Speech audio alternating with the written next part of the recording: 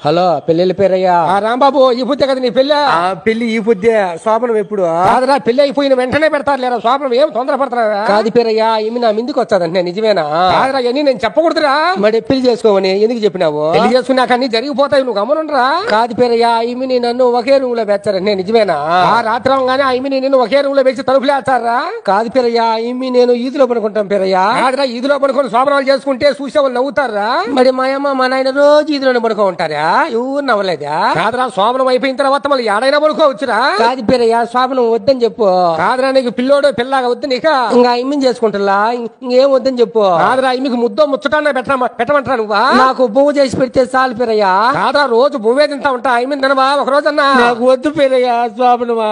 ads కాకరా మా ఎత్త చెప్పింది అమ్మి నేను ఒకే దుప్పట్లో పడుకోవాలంట పేరయ్యా కాదు పనుకోరా నాకు ఉబ్బ పెడతాది నేను ఈదులో పనుకుంటా కాదురా పెళ్ళైన కొత్తలో ఎవరు చూడడం చోట పడుకోవాలరా అట పనుకోకూడదు అట్టయితే మా తాత వాళ్ళ ఊరికి పోయి పడుకుంటాలే పేరయ్యా కాదురంగా ఈమెకు ముద్దూరు పెట్టారా ఏమి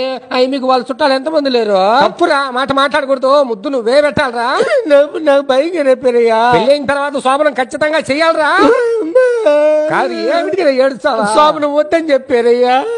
అది యాడ్స్ కాకరా పేరయ్యా మళ్ళీ పెద్దలైనాక శోభనం చేసుకుంటాలే పేరయ్యా నువ్వు ఖచ్చితంగా శోభనం చేయాల్సిందేరా